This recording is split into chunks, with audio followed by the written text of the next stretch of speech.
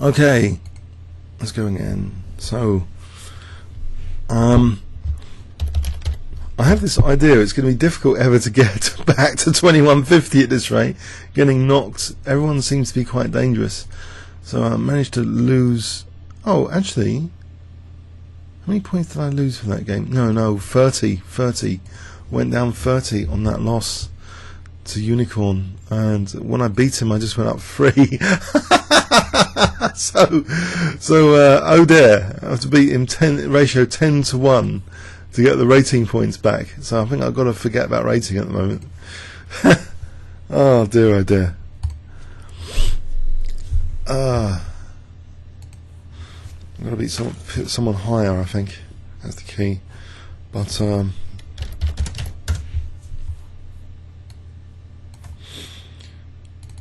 Sawyer Kraut.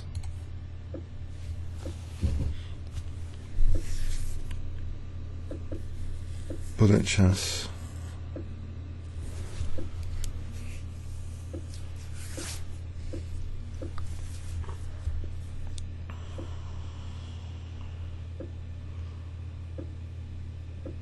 I think one GM is slightly higher rated on Bullet than the other. Has he got a faster connection or something? Ouch. Horrible. What was the opening in this? Oh, we got again Cato. Okay. Let's try that idea with the Fianchetto. Close it. Oh, that Fianchetto, that quick one. Or Dragon, maybe. Imagine now it's going to go into mainline Dragon. Okay, let's do that anyway. Can I trick him? Not castle kingside so routinely.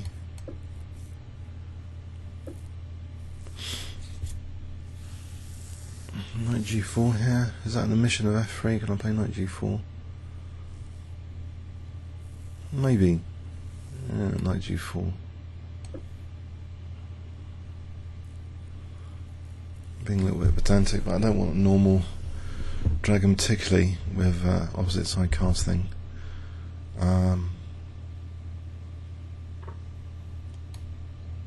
Okay, I think I should take here. E5 and grab the dark square bishop. I grab that guy when I can. King safety. Now I'll castle.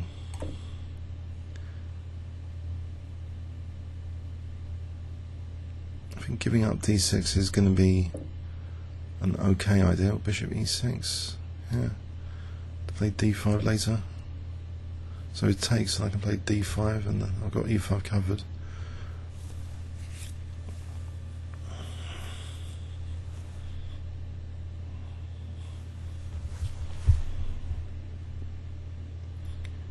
Improvability as a concept could be a good motivation actually for more exchange sacrifices, but clearly you do need semi-open folds for your rooks to be able to sacrifice a rook for the to lose the exchange. Okay, and here, okay, unless I get this F file, there's not going to be an exchange sack. So it all starts with creating semi-open folds for your rooks, then considering the improvability aspects if you do an exchange sack, positional sacrifice. But here, okay, it's not happening, I think. Different sort of position, maybe Queen h4, Bishop h6, Queen h4, Rook d8, or just have to keep hold on this d6 pawn for a moment. Bishop b3, what about d5? ed, cd, Rook d1, d4.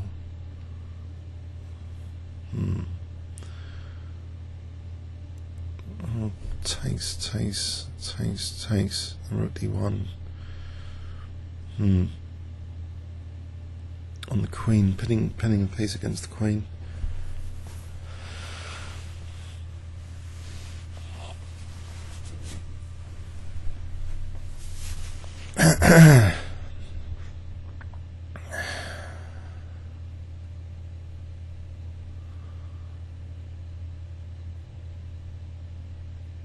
Okay.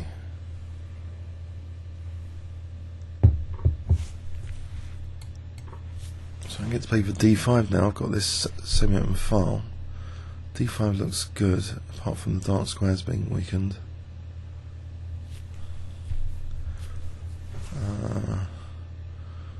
C5 Rook B8 is an alternative. D6 needs to be, I don't know, Rook F7 to D7 if I want to. We'll play D5. You can always double Rooks, or treble with Rook there and then Rook there and then Queen D2.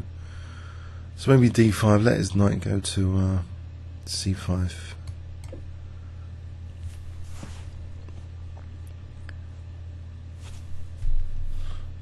Okay, so Queen H4 and Bishop H6.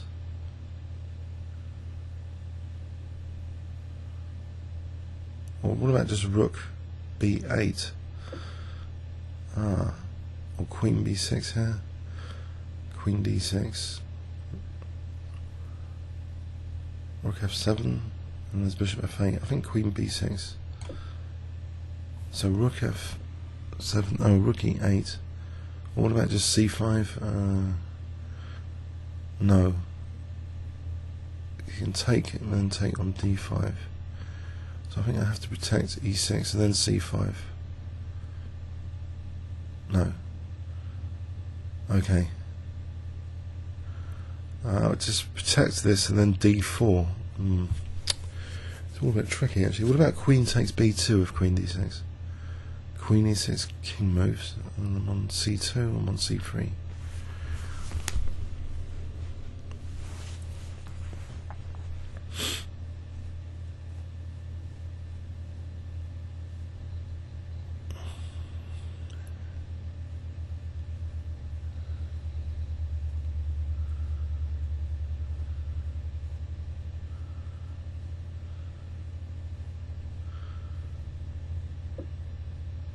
So Queen B2 here, Queen E6, gets rid of my double pawns, King H8, he has to move his knight or something, and D4, I think that's okay. And if Queen C6 then Rook C8, maybe. Oh, that's the idea, because then check and then D5 gets undermined. So here's a chance for me to protect E6 with Rook Fe8, but then I don't know, Knight A4.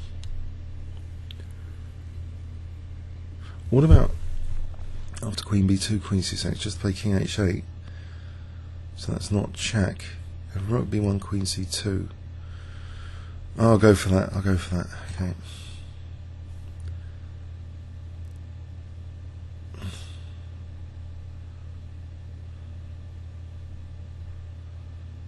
So Queen C6, I'll play King H8. Might use then ED, then there's Rook C8 on C3. Okay, it's irrelevant now. Back to this one. So C3 is on.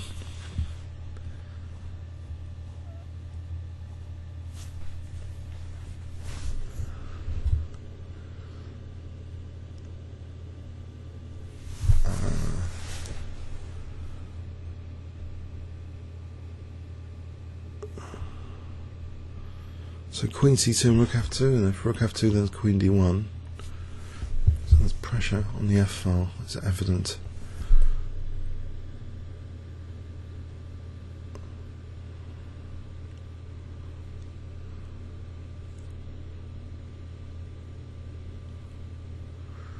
Coordination on F2. Knight A4, Queen C2 is on there, on A4. Knight E2, Queen C2. It looks very pleasant, this position. Undermining this knight.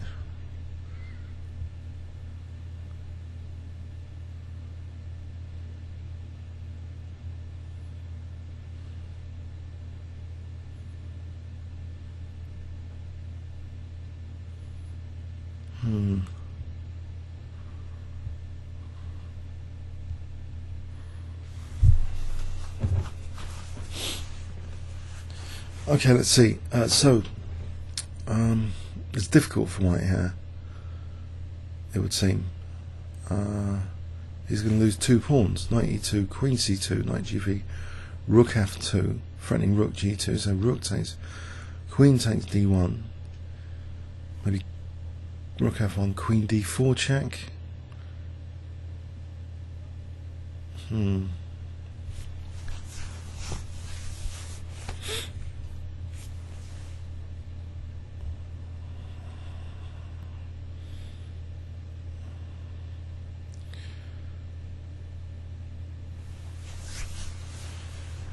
Okay.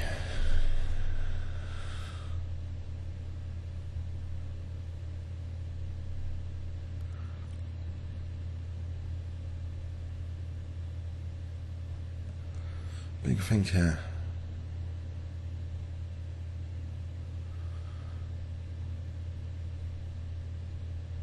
I think we'll go further in this line then. Knight e2, queen c2, knight g3, rook f2, rook f2, queen d1, rook f1 or knight f1. Controls the f file there. It's a bit of a concern. If he did play rook f1 into the knight f1, then clearly check. e4 will be protected by the knight though. If he played knight takes f1,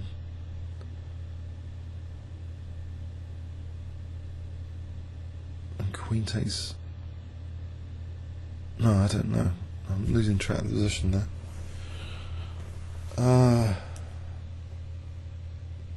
I need another coffee actually, but I wonder if I can nip down, get a coffee, come back, and still be thinking. It's quite a deep thought here. Okay, what's his recent stats anyway? Cato, he hasn't done that well on the 15 or 5 minute rather. Okay. Whoa! I didn't expect that one. After all that, a deep thought, the answer 42, or in this case, knight takes d5. Okay, queen c2 threatens rook f2, so I suppose d6 is dangerous. If I get behind the pawn, it might help not getting mated over here. So rook f2 is on the cards. In this line, rook f2. Okay. Rook f2, queen d1. There's queen d4 after. There's rook d8 after that. Looks pretty grim.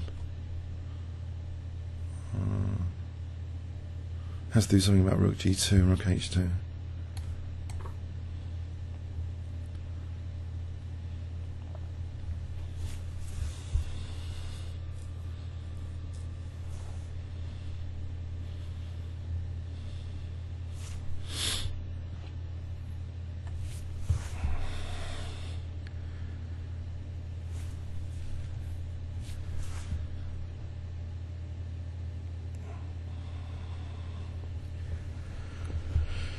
Okay, it's worth checking this out then. Rook f2, queen d1, rook f1, queen d4 if I want to get in tempo. Rook d8, there's d7 takes, there's no rook f8 trick. Where's that? Wouldn't have thought so. Takes, queen f6 is all sorts, bishop d7 or not queen g7 because that the rook would be unpre.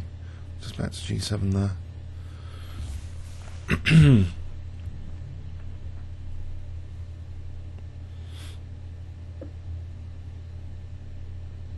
Right, can I not just I can double to protect the rook, and d7 is dangerous now. Well, that's a good move, isn't it?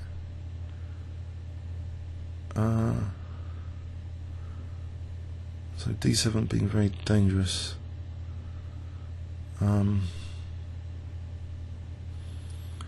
f8, d7.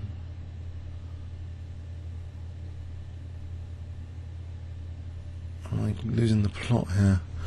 Queen f5. That's introducing back row implications. I'll go with that. Queen f5, threatening rook f1.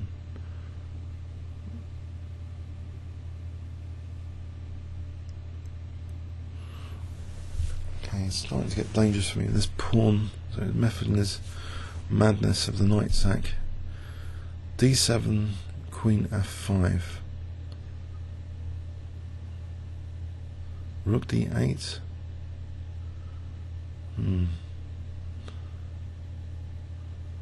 So it takes check and then back row mate with queen f1.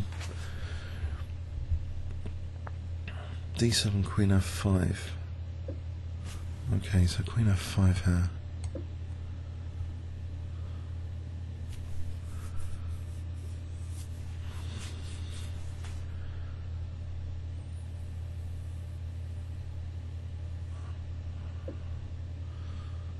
Right.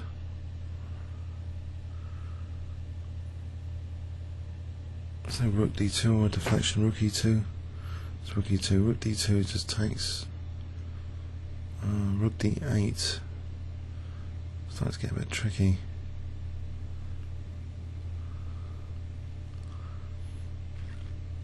Rook d8 if needed.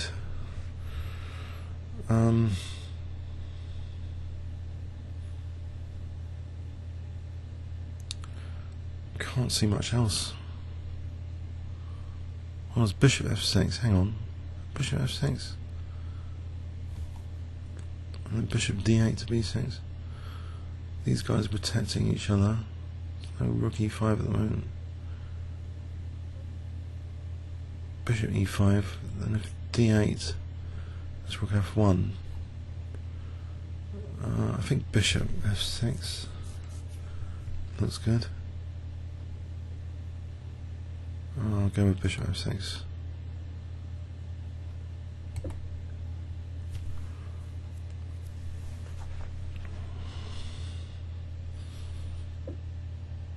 Bishop d8 now. Block the pawn, blockade. Protect f8, protect f2. Threaten potentially rook f1 if rook e5, rook f1. Also threaten potentially bishop b6.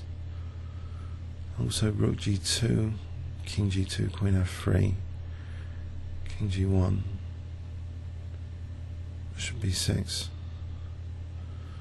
There's d8. In that position, I can take with check the queen. So I think it's all over actually here.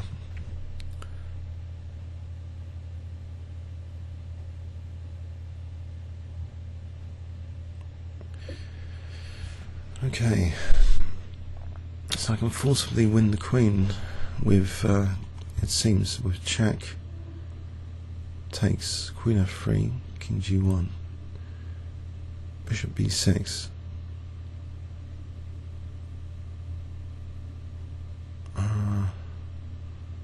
No, hang on, he's got king h2. So bishop b6 here. Instead, that's d8, and I just got bishop takes d8, and I'm going to end up losing this rook if I'm not careful. Why don't I just get this rook out of the firing line with maybe something like rook c2. The queen e5, that's check, takes, is on for rook e8. It's getting dangerous.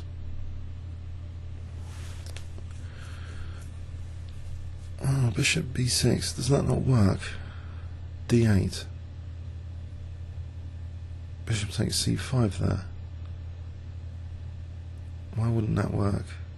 Bishop b6. That looks quite crushing actually. Because if he takes, then d8, I just take, and king comes out. If he takes here, I just take, and then rook d2 check. I think bishop b6. If queen f8, I'm protecting that. Bishop b6 looks good.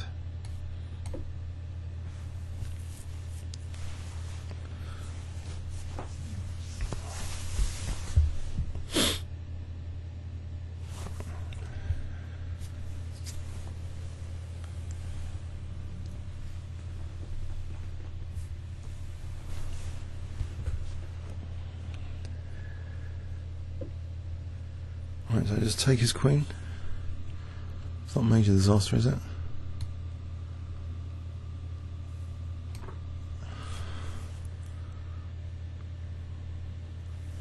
It's a swap position of his queens. Now he resigned. Okay.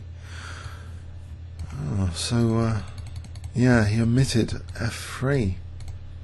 That would seem to be significant here.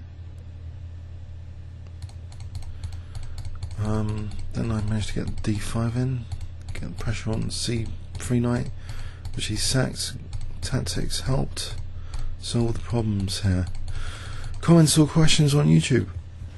Thanks very much.